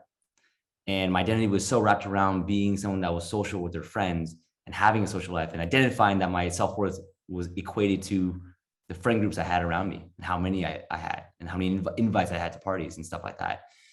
And what this conference did, it didn't change my identity completely, but what it did was help me start to realize that there was more than life than going to the same bars over and over again. And that my self-worth wasn't always tied to something that was so worthless, not worthless, but like not as much as, impacting my family's life and moving someone out here. Right now, did I change my whole identity? It did not, but it started to give me those small shifts to help me start to grow my identity into what it is today. And so that when I was finally ready to leave my W-2, I mean, I was scared, right? I had insecurities. I was thinking like, I'm comfortable. Why would I leave? I have the golden handcuffs. I have a security blanket. What do I do? What do I do with my time? Right? I had to rework my whole identity again. And, thankfully I'm surrounded by, people I really love and respect, and they helped me really formulate a new identity of who I needed to become to be able to leave and to, step into the new identity. And, I came up with this acronym that I say in the shower every morning that Jenny hears. It's called VALVE, where I say that I am a value creator, I'm an action taker, I'm a leader, I'm a visionary, and an entrepreneur. And I say this over and over and over again for 5 times. Sometimes I get mixed up because it's kind of a tongue twister, but not the point. I'll say it over and over again, right? And what that does for me is I kind of wear like a "What would Jesus do" bracelet, right? Where, if I'm getting complacent, I'm getting comfortable again. Well, I'd say, well, I'm a value creator, action taker. Would a value creator, action taker, leader, visionary, entrepreneur be the one right now watching Tiger King on the couch eating Cheetos? Like, no, it wouldn't be. So I'm gonna go out and I'm gonna go do something that's productive, right? So I can step into this new identity. So as we go through these exercises, like, think about what's your big why, and then once you have your big why, who do you need to become to be that person in your why, to be able to accomplish your why? And some of the things that we do, I mean, we're not gonna go through this in heavy today, but we'll do self-reflections. Me and Jenny did this on Sunday, but cool exercises to self-reflect. Just ask yourself a couple of questions. Why are you really here? What problems are you trying to solve? And what do you want to be remembered for? It could be anything. And we have a student right now who I freaking love because his why is so powerful, right? His why is really here is like, he wants to go back to Jamaica and rebuild the village that his mom grew up in that got torn down by a tornado. Like, how freaking cool is that? That's your why? Like, oh my God, that's so badass. And what problems is he trying to solve? Well, he's trying to give opportunities to kids that grew up in that village that maybe his mom didn't have, that come from, diverse economic backgrounds and don't have the advantages that we have in our lives. And that's what he wants to be remembered for, is making a difference in hundreds of people's lives, right? And that can give you that boost of, if you're unsure what your why is, like, this is a great exercise just to self-reflect on, maybe what that core, of you is. And once you do that, we talked about the vivid vision exercise that I think Mariana mentioned, Eric mentioned. Like, this is an exercise that we have every one of our members do, because it is that powerful, where you're going to go through and visualize in extreme detail what your life looks like in 3 years in all aspects: family, friends, fitness, finances, future big, hairy, audacious goal, and philanthropy. That one's a stretch, but we said it because it's PH, close enough. And what that does is it gives you the difference of being rich versus wealthy, right? Being rich is you're rich in one of these aspects in life, but being wealthy means you're balanced on all of those aspects. And that's what we want. We want you to be as precise as possible, because if you can envision it in exactly what you want it to look like and feel like, then it's more likely to come true. Right? So we always recommend, hey, find a quiet place that you can go, no distractions, no phones, especially no phones, no kids if you can run away from them. Clear your mind. We do Wim Hof meditations are great. We do also do Peloton meditations, breathing exercises, just to really extract away any kind of things that you're taking from maybe work, stresses from your day. Get rid of that. You want to get in that energy of gratitude again, right? Clear your mind. Visualize what your dream life is in 3 years, and then write it down as it's already happened, right? And then verbalize it like you do in your pods, because if you do that, what you're doing is essentially you're tricking your subconscious, right? And your subconscious mind works at 40 million data bits per second, where your conscious mind only works at 4,000. What that means is it's always constantly working in your subconscious. You know how you always say like, oh, I forget what I said, but my subconscious will think about it, and then you'll remember it like 5 seconds later. Oh, it's corn dogs. That's what I meant to say, right? The same way I could say to you, everyone on this call right now, like, man, there's been a lot of red cars on the road today. You guys are not going to remember this, but when you're driving next time, you're like, oh crap, there's a lot of red cars out here. Wait a second. Calvin said that on that webinar the other day, right? It's because your subconscious is working toward it and you're manifesting it. Same thing with this. You're saying that it already happened. You're saying that this is already my life. Your subconscious is working toward that over and over and over again. I remember when we first got our first apartment complex, I would tell myself, I would tell Jenny, like, I'm an apartment complex investor. I'm an apartment complex investor. And an opportunity came up that, a year before that, probably went right over my head. But because I was seeking that out subconsciously, I was like, wait, this is exactly what I want to hear. All right, I'd love to talk about this more. Right. So take it how you will, but super important exercise.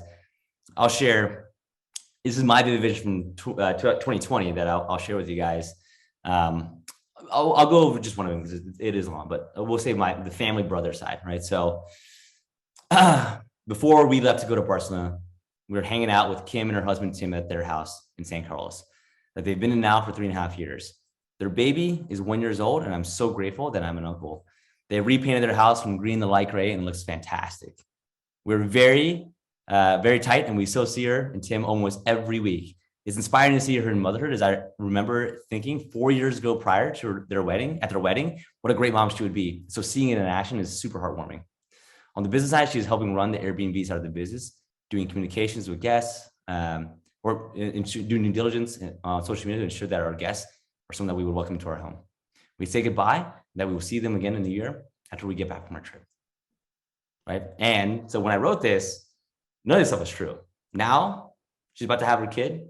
They're about to have her like in 2 months, and it's like she's helping in the Airbnb business. So like you just manifest it, just like Jenny manifested getting proposed to in front of her parents. I had no idea about that, but again, she whispered in my sleep for a whole year, and I guess that's how it happened. But vivid vision wise, like you say it, you visualize it, you share it, you manifest it, and I swear to God, crazy things happen down to the number sometimes.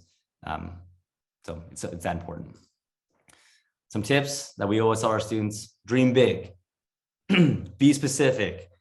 They should excite you, and you should freaking love it after that. Like that should be like, man, I'm so pumped in my life in 2024.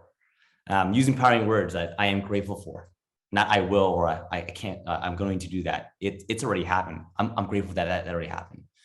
And then who you need to be, right, to be that person today. And it doesn't have to be perfect, right? I adjust my vivid vision was every quarter now, because you'll be surprised what you can do in a quarter. You're like, well, you know what? I wasn't thinking big enough. I'm gonna change it to go bigger. At the end of the day, just have fun with it, guys. Like this is a fun exercise that just like daydreaming about like what your life could be, but you're actually writing it down and you're sharing it. And for me, when I share with people, I get excited.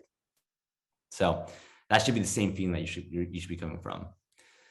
And so, I'm sorry, go ahead, Jenny. Yeah, and just another thing is like doing it in a different environment, getting out there and being like we did our vivid visions when we were in Yosemite, our different retreats. We always try to change environment and book a place that is fun. And just a little plug here, I'm just going to put in our Airbnb that we have that we're getting. Great income. We've already have like 7,500 coming in per month in that, but like you can book a night. If you message us, we'll give you a discount on that. Christine on our team has a amazing cabin up in Yosemite area as well, so she'll put the link in that. Anyone who has like great retreats or other Airbnbs that they want to book, put out there in the chat, just so that getting outside in that environment, seeing the beautiful views, being out in nature, that is one of our recommendations, to get outside, be like, hey, what would it look like for us to own this beautiful house and have an Airbnb too? So just a little plug there. Quick plug, book it up, let's go. But yeah, and so once we have your vision, right, that's like the driving force. That's the why. That's what we're aiming for. But I always kind of say too, it's like, great, you have your vision, you have your end goal. Now let's rip that apart and let's focus on the habits, because you don't always focus on the end goal, because sometimes I could feel like it's so large that you're never going to get there. So then what we always mention is, focus on the habits to get there. What's the action plan to get there? And it shouldn't be like, all right, want to be rich by becoming rich. Well, how are you going to get there, right? So let's break that down into what we call a 4-1-1 action plan. So if in your vivid vision, let's say your vivid vision in the finance bucket is I want to gain 3K of passive income in 3 years. That means you have to add $1,000 a month to your portfolio this year, right? Let's using $60,000. You need to target a 20% cash on cash return to get there, right? So now we're just kind of we're reverse engineering it, right? By year to quarter to month to week, right? So that's the year goal. Then let's go to the quarter. Okay, if I need to add $1,000 a month to my portfolio, then I need to go find a deal, one deal a quarter that can do $250 a month, right? And then so that's my quarterly goal. Then my monthly goals in the 4 months I have in the quarter. Let's say that I put in 20 offers, right? And half those are even worthy of looking of an offer. Right? So I put in 20 offers. Right? What that means, moving back toward a weekly goal, is then I need to evaluate 40 deals a week because half of those will be worth to put an offer in. So if I backtrack that even more to a weekly goal, then I need to evaluate 10 deals a week, thus equaling 40 deals that I evaluate a month. That means I can put in 20 offers that month. That means I can get, if I put in 20 offers each month, then by numbers of my conversion ratios, then every quarter I should be able to get one deal at $250 a month. And if I do that, and get one deal every quarter that gets $250 a month in cash flow, and I'll be able to get that $1,000 a month or $1,000 more a month in my portfolio this year. And if I'm able to do that every year for 3 years, I'll have 3K a month in passive income.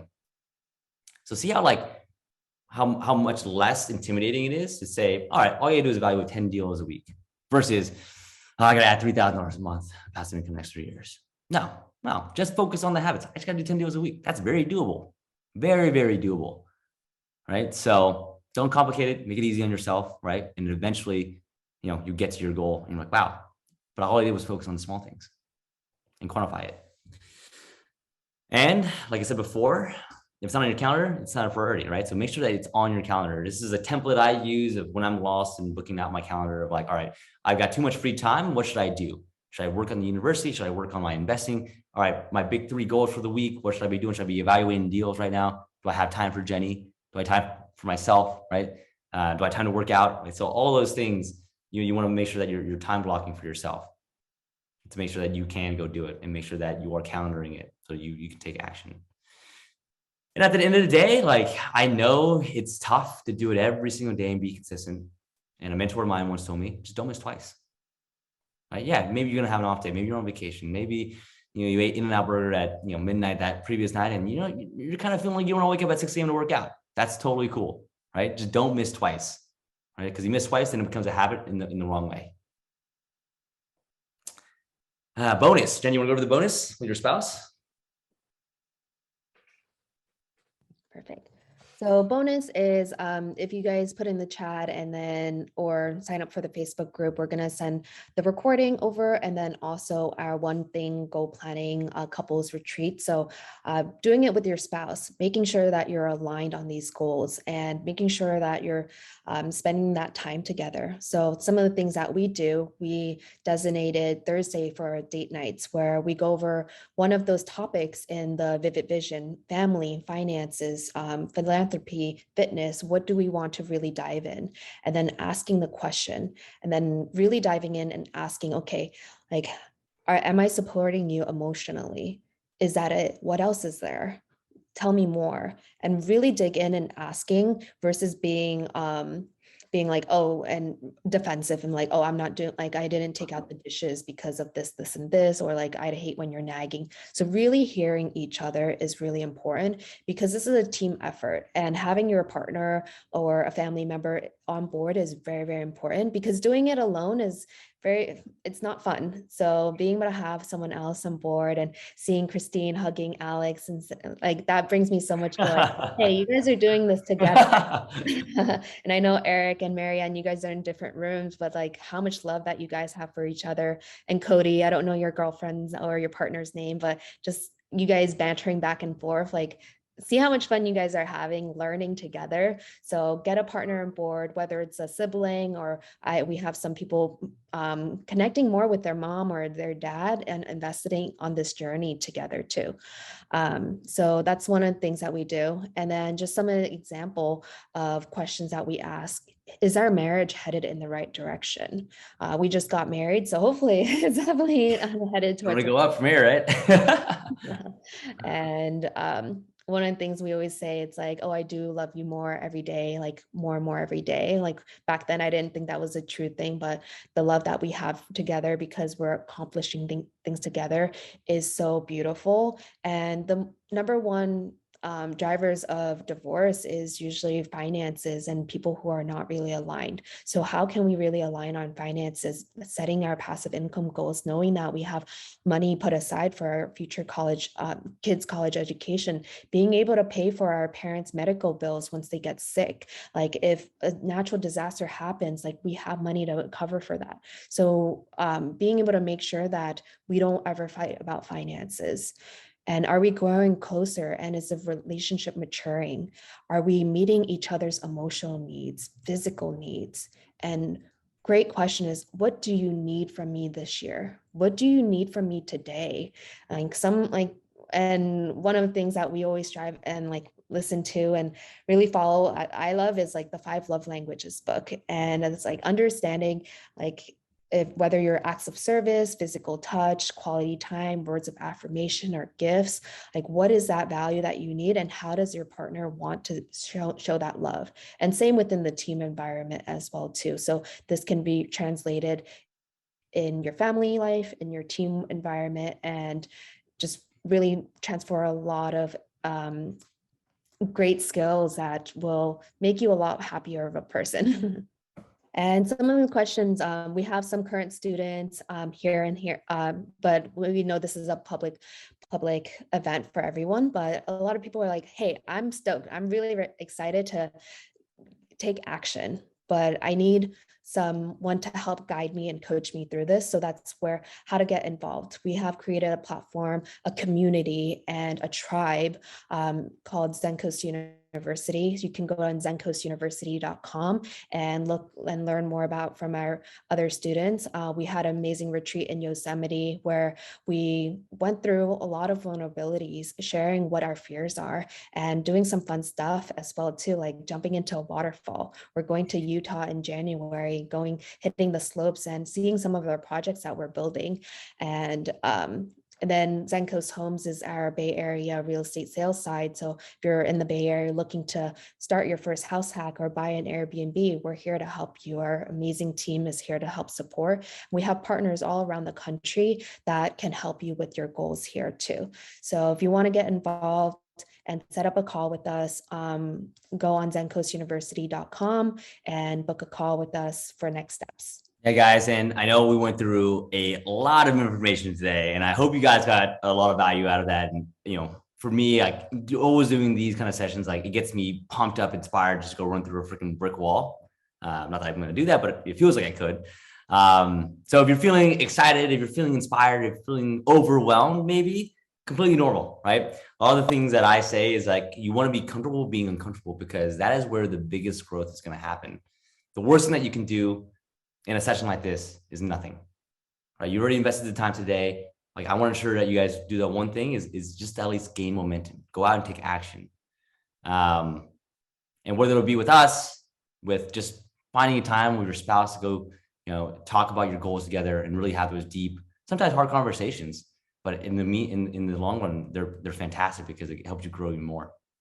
And that's what we do at Zen Coast too, is we are a community of people that helps you get to your vision faster by giving you that roadmap, giving you the tools, giving you the strategies so you can surround yourself with other like-minded people that can keep you accountable and can keep you inspired so it keeps your energy up so you can build that foundation for your mindset, right? So that you can empower yourself to give you the confidence to go take some massive action and not be fearful of, what's next? How do I do that? Like the fear of even taking action. So, if you are an action taker, if you're growth oriented and you want to give back, give us a call, right? if you want that roadmap, right? I know right now we're not doing any more enrollments for this year, but we're taking calls for interviews for next year, and we open that up. So Audrey will put that link in the chat if you guys want to have a conversation, and love to get to know each and every single one of you guys one-on-one anyways, because that's what I love doing anyways. So I look forward to chatting with you guys on a one-on-one basis. If you guys sign up for the with a call on the link below. But I wanted to spend some time. I know we're past our time right now, but I promised you guys at the beginning that we would stay on as long as we needed to answer any questions. So I want to make sure that we get all you guys' questions answered. So I'll go through the chat first, and then once we're done with that, anyone can just chime in and we can go from there. But I think we left off at I think Caitlin's question about recommendations on finding a lender. Great question. I'm sure there's a lot of lenders even on this call right now, but what I love doing is, I love talking about what you gotta understand. What is the result of this property? If I'm going to burr it, I'm going to be out of it in a month or a year, then do I want a really good loan on the front end? No, maybe I want like a 5-year AM or something like that on the front end because I know I'm going to refinance it. But if I do that, I know that I don't want to have any prepayment penalties.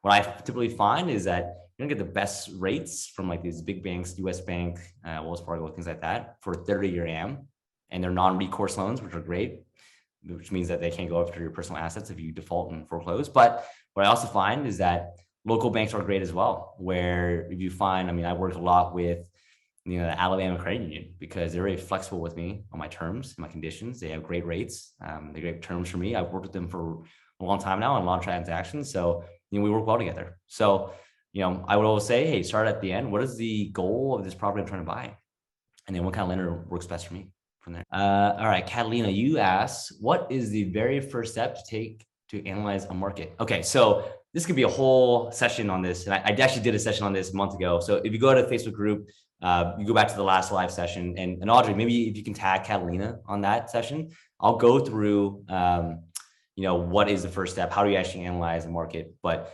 to give you a short answer and quick synopsis on this call is, yeah, you always want to start first with your vision and your criteria. All right, what's my criteria, right? Because you got to understand, okay, what am I trying to accomplish? Am I going for appreciation, right? If I'm going for appreciation, hey, great market, California, great, Austin's great, right? But if you're going for cash flow, hey, you ain't going to buy in the Bay Area unless you're Airbnb. So you got to know what that looks like. Also, you got to know your own financial situation. What's my DTI or my debt to income? How much cash do I have in hand? What's my income and expenses right now? Right? And what am I trying to accomplish? That way you can then figure out, all right, from there, you can gather information, and this kind of goes to your question, Stephanie, about the market that best fits for you. What's the median home price? Does that fit into my budget? Does the market fit to what I'm trying to do based off the minimum rents there as well? So hope that answers your question. But if not, watch the whole video. And if you still have questions after that, DM me privately. Happy to jump on a call with you as well. And then Stephanie, same thing. Where do we get our data? A lot of websites. BEA.gov is a website. Fred, you saw a lot of data points from today. That's a great website. Bestplaces.net is a great snapshot of every city. It shows population growth, it shows real estate growth, it shows job growth, or decline as well. BEA is a great one to see like the GDP in an area. I'm Like, sorry, is it called BDA or BEA? BEA. Oh, okay. BEA.gov, right? And that's a great place to look at. And Audrey, if you can actually also tag Stephanie in that same video, I'll go through in that video where you can actually see how we use it. It's great to look at like gross metro product, which is basically the health of the economy in a metro area. So you can look at it and you can see somewhere like Detroit during during the recession in 2009, the market was like this, and all of a sudden, boom, tanked because it's so reliant on the automobile industry, right? So I love looking at not what a city has done in the great times, right? Because, the last 5 years, every city has been like thriving, including Detroit. But what I like to see is, all right, during a bad time, can this city survive, right? Like a Dallas, Texas, or a San Antonio. The GDP didn't go much down. It was like, it was like 09 happened flat and then back up, right? That shows me strength in market of recession proof, right? Because they have multiple industries there. They have good job growth, good population growth. It's not relying on just one market that will tank. And if that tanks, the whole market tanks. So BEA.gov, bestplaces.net. Those are two great resources for you to start. Once you go on the Facebook group, when Audrey tags you, you'll be able to see, kind of more how to use it as well. All right. Thank you. Do you recommend a mortgage broker or lender for commercial multifamily? Yeah, I mean, depends, right? Good to have a mortgage broker. Like, they're going to charge you more points for sure, and a lot of upfront fees, right? So if you're cool with that, sure, they can always find you the great contacts. But my experience is, working with local banks, local vendors, local credit unions, they've actually got me the best rates for multifamily. But with that being said, am I using a commercial broker to help me refinance a couple of these multifamilies? Absolutely, right? And I'll weigh out once they come back with their terms and their conditions, like, what best fits, right? If I got to pay, 2 points to the broker or 2 points to buy down a loan and another point to the broker, is that going to be worth the extra, $100, $500 I'm saving on my mortgage every month? I don't know. I'll have to weigh that out, right? So it is a mathematical equation at the end of the day. I will say this, the last couple of investments that we made into multifamily, talked to broker, compared it to a credit union, and the broker was like, and he's a good broker, he's like, hey man, I can't match that, man. So I'd probably go with him if he's offering that, right? And that's a sign of a good broker. Like, hey, I can't help you. That's actually the best for what you're trying to do. All right. For investments in different states, how often do you guys visit cities or scouting properties? Okay, that's a great question, Summer. There are some properties that we have never been in, right? So, but this is where the importance of your team comes into place. Having an awesome real estate agent, having an awesome property manager who will go out there and actually be your boots on the ground for you, and your word or their word you trust. Now you got to build a relationship at some point too. So, maybe the upfront of it is going out there, building relationships, getting that trust established. And then from there, never going back. And I also would say, hey, also size of deal too. I mean, multifamily apartment complex, some problem with going out there. We just did a cabin in Tennessee in Smoky Mountains for Airbnb, and I have never been there, and I have no idea what it looks like. But I have a good team, right, that has seen it. So that just helps me do what I'm good at, right? Who, not how. Focus on what you're good at. Outsource things that you don't want to do. And sometimes I don't want to travel to the middle of nowhere in Tennessee. So, all right, JC, how would you compare online analysis tools such as AirDNA and Mashvisor versus other stuff? Looks like, yeah. So AirDNA is a good tool, right? I always take it as a baseline. So, for this same example, like we use AirDNA to look at data points about, hey, what can we get? But, my advantage was I talked to my property manager there too. And actually my partner in that deal is a property manager out there. And he's like, hey, cool, like AirDNA data says this, but AirDNA data is also 12 months aggregate, right? So it's the previous trailing 12-month aggregate. Doesn't mean it's happening in the last 3 months.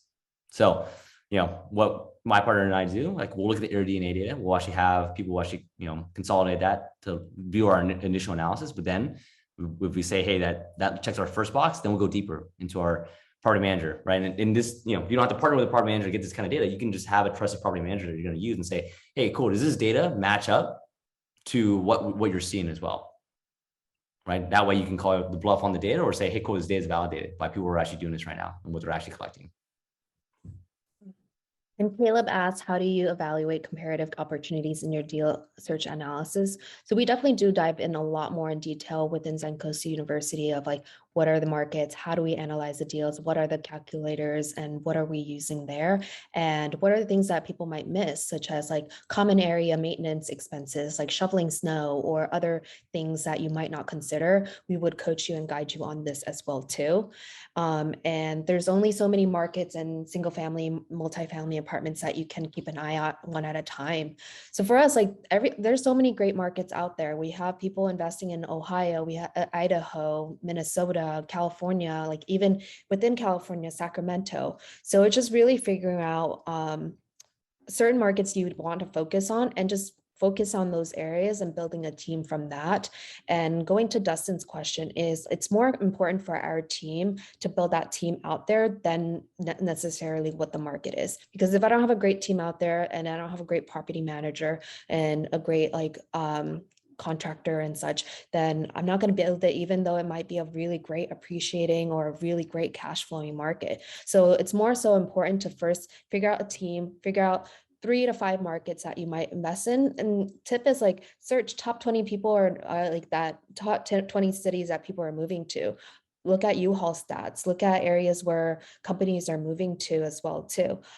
So those are the tips that we have, and just narrow down. Like we could buy in all around the country, like in all 50 states if we wanted to, but we're not going to. It's like, okay, we have special niches, and now having people look and search for you on those deals.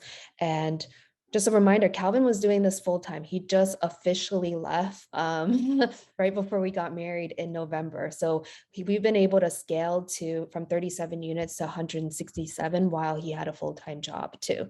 So that you guys can definitely do it too. And it just be say, hey, I'm going to commit 5 hours a week or 10 hours a week. And the things that we do is like, we're limiting like our time on social media. So if you just count, like look at your app of what, like how much time you're spending on certain apps. And it's like, okay, I'm on Instagram for like an hour, or TikTok, or like I'm watching a movie. It's like, if I, instead of watching Netflix every single night, if I dedicate 1 hour per night to learning this and sharpening my skill sets, how much further will that get for me?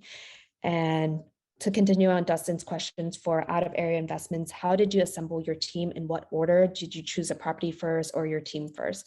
So it's a mix where one of the team, your team is important. There's going to be a lot of people, but the core 4 team is going to be your property manager, your real estate agent, and your contractor and your lender.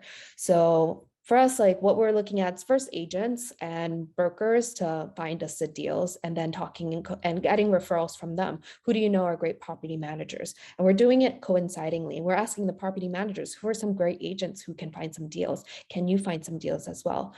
We're asking our, and then who do you know for contractors? And we asked our contractors as well, like who else? Like asking for those resources. We got our cleaners, we got like referrals from our cleaners and inspectors for our contractors. So it's talking to a few people at a time and figure out, okay, is this an area that makes sense? And are these people on pace with my level of like how I want to communicate with? And like Calvin and I have different styles of investing as well too, where Calvin's a talker. For me, I'm more straight to the point. If someone is talking to me and like asking about my day and like how the weather and like all this is for like 20 minutes and shooting the shit, that's not my style, but that's Calvin's style. So figure out who is a good agent for you, because we might refer you a good agent, but you might realize you don't like their style. And that happened with a lender where there's a lender who like wanted to go through the whole application over the phone and go through like everything for 2 hours with me. And Calvin loves that. But for me, it's like, just send me an app online really quick that I can do it in 15 minutes on my own time. I don't want to be on the phone. Damn, Danny, call me out. Damn, we got to talk about our marriage and our goal setting thing. What do I need? I need some emotional support. We'll go over that on our Thursday date night tomorrow.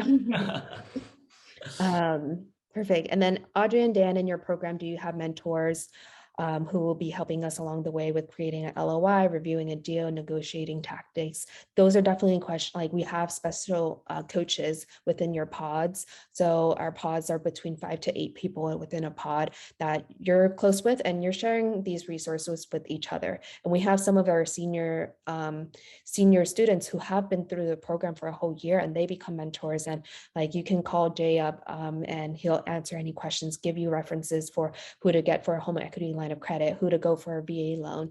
So that's why we created community, to share all these resources around, because it's a quote, if you haven't heard it, if you want to go fast, go at it alone, but if you want to go far, go at it together. So we want to move far together, and having 100 plus people and building our community will be able to shift us to be able to level out the playing field a lot faster and be able to hit our goals a lot faster there too.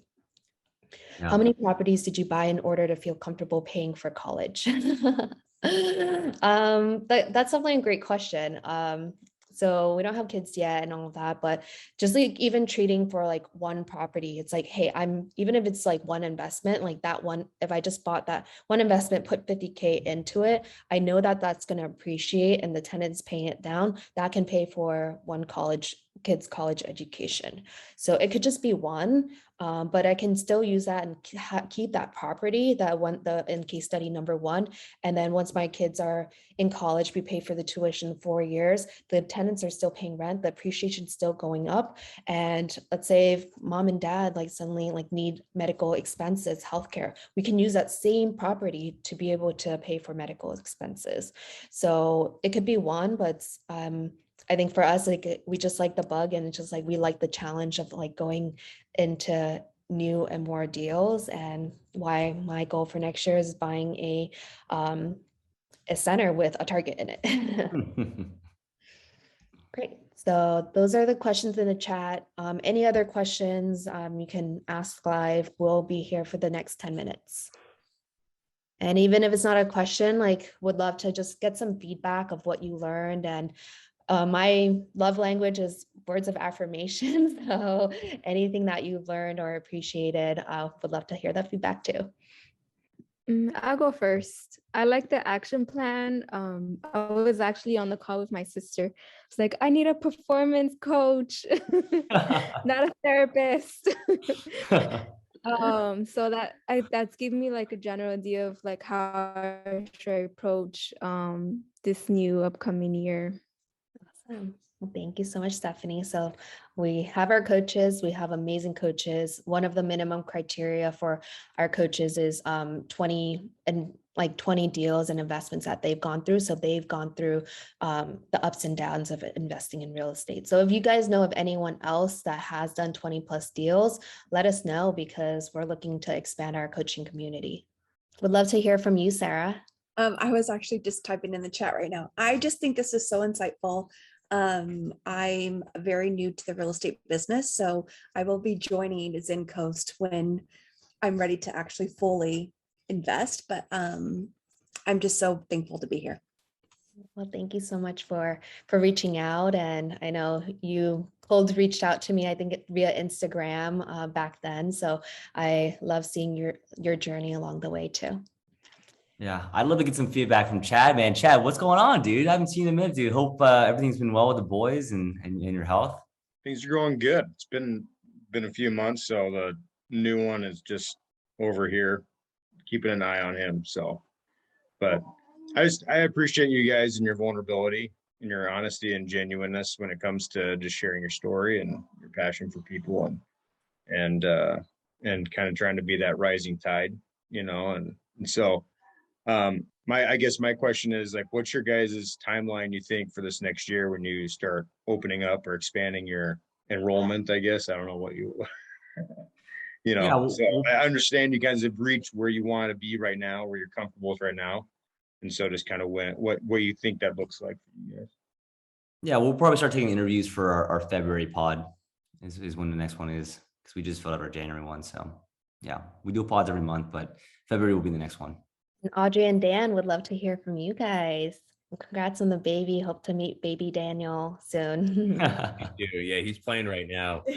No, this was great, you guys. Audrey and I, we actually just closed on a second property today, single family.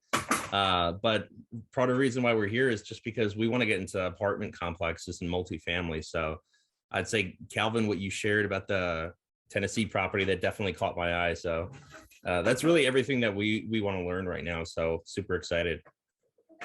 Yeah, Dan, I remember you talking about that too, man. And I think you typed in negotiations, LOIs, deal review, 100%, man. It's fantastic when you have multiple people being able to look at one deal and say, hey, these are 3 different ways that we can do a deal. And I actually just went over with my pod on a commercial deal that we're like, all right, this apartment complex, there are 3 different ways that we can even just structure the terms on this deal. Which way do you guys think is the best way? And I kind of threw him a curveball. I was like, it's a combination of 2 of them that we combined, right? Where we're actually doing seller financing and we're doing a loan where, the seller financing will be in second position, loan will be in first position. And our money down on that is almost nothing. I think we're putting $100K down on a $1.7 million deal, right? Now you're talking about like, how can you make your money work for you fast? How can you make your money sprint for you versus, doing the normal way, which would be, putting $100K down to buy a $500K property, right? You just quadruple that. So absolutely, man. Pumped to talk to you more about that. That's awesome. Yeah. Thanks, guys. All All right, I guys. actually have one question, sorry. What are all the resources you utilize to be able to find like, there's going to be this many new developments in the city. There's, this big company that's moving into the city, just so we have a better idea of like, okay, like the city's about to blow up. Okay, this is going to be a crazy tool. It's pretty underground. Not many people have heard of it. It's called Google. You Google a city and you say, all right, what's going on in Indianapolis, right? And you just start to see, right? Like, boom, like these people are going here, these people are going here, these people are going here. And that'll help a lot. And you can always just look at announcements too, just job, even somewhere like Indeed, right? Can be more low key, or Indeed, you'll see all the job postings and you can see like a major player there, Kaiser Permanente, Amaza, they'll start posting a lot of jobs because they're hiring much. Amazon, right? Then you're like, oh, okay, cool. Like there's a good wave of jobs coming here. I have one last question. Yeah. This is maybe out of the blue, but I was thinking doing real estate investing like out of the country. So I'm wondering if I'm trying to find like confidence in how to go about that. Yeah. And what country do you have in mind? Maybe Canada, Mexico. Mexico, yeah. So, I mean, full transparency, we have no experience in out of country investing at this point. We do out of state investing, but out of country, we're not there yet. But I know the things that I've talked to some friends about that do it. You just gotta watch out for the lending environment, right? The lending environment is a little bit different out there. So like, for example, Mexico, you're probably not gonna get as good of a loan out there than you are here, right? You're probably gonna have to put more down payment in there. You have legality issues as well, Airbnbs, different things, cartel in Mexico, at least. It's like, you gotta watch out for that too. So there's a lot of stuff that, I can't say I want to confidently tell you advice on, but if you do want to know more, obviously can link you up to some friends that have done it out there. Thank you. And just another thing to note is like the tax implications of it as well too, because you are in the US and like that's the same government. So you get the tax benefits if you're buying here. But like if you are investing in Mexico or other things, you have to figure out, okay, am I going to be double taxed in Mexico and here as well too? So those are some of the considerations when investing out of country, why like we haven't really explored outside right now. We've gotten a lot of opportunities in like Costa Rica and other things, which we definitely do have on our vivid vision. Like we want to buy a villa in Barcelona just for a vacation home for Airbnb, which would be definitely going to happen.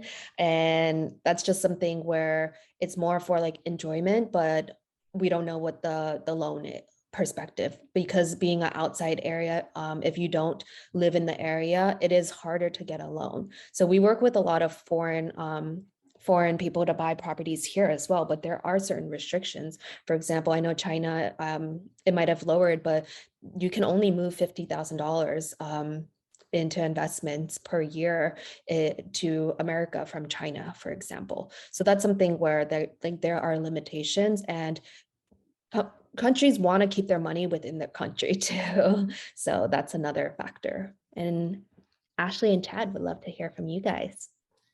So it was an interesting question I asked Chad, and I don't know if it's too personal, but how is this stuff affecting your guys' credit score when you're like always taking out all of these things? Like, is there a strategy around your credit score, and how's that doing? I love the question. Yeah. So, yeah, I mean, when you're trying to get like a lot of loans, right, they'll obviously have a lot of credit score pulls from that, but you might hit for like a little bit, a couple months, then you're back, right? So just as long as you're paying your stuff off. So, I mean, I'll be fully transparent. My credit score is like 740, but sometimes it's like 720, right? And it's kind of like that it drops a little bit when I'm in a bunch of loans and I'm about to like look at stuff. But to be honest, like as long as your credit score is good enough to get loans, like you should be fine. Yeah. So each of you can have 10 mortgages underneath each of your names. Are you rotating that, or is it because of maybe credit scores and financials for that purpose, or how do you guys determine that? Yeah, so we're kind of rotating with our investments, like, okay, who's going to buy what here, and like based off of debt to income ratio. But being qualified and being able to build a credit line and paying that off as well too. So it's also important to ask your bank, hey, can you increase my credit limit? Because credit scores are tricky. It's based off of like let's say if you have a $5,000 credit limit and you use like $3,000 of that every month, you're leveraging 60%. So like one hack that I did when I was working at Oracle, I was just like, just tell the bank that you make $300,000, even though you make 100K, and then they don't check. And then it's like, okay, you increase your credit limit to $30,000. So you're spending $3,000 out of $30,000 of limit. So it's a 10% there. So they want you to see some movement of the credit, but not a high amount, a high balance consistently. So being able to increase that, that's why like yes, mine fluctuates 720, 740 as well. I've had 780. It's gone down to 702 as well. There was a point I was at 1690 something, but it's like, do you want to have like an 800 credit score and own only one property? Or do you want to have a 700 credit score and have $20,000 of passive income coming in? So those are just things to see, okay, what is that risk and that fear of like, oh no, I don't want it to hit my credit. Great question. I think that's the last question here. And oh wait, I think Dan had one more question. So when joining the team, how long do we have access to mentors? Is there, oh yeah, you have a year. there's different tier programs between 6 months and a year, but I think Dan, the one you were chatting with, Calvin, is for the year. Thank you. Thanks, guys. Awesome. Well, have an amazing night. It's off for dinner for us. And If we don't talk to you guys, happy holidays. Mhm. And we'll see you guys soon, hopefully. And remember, guys, go take action. Let's go run through a freaking brick wall together and make 22 special, guys. So, good night, yes. everyone. Bye.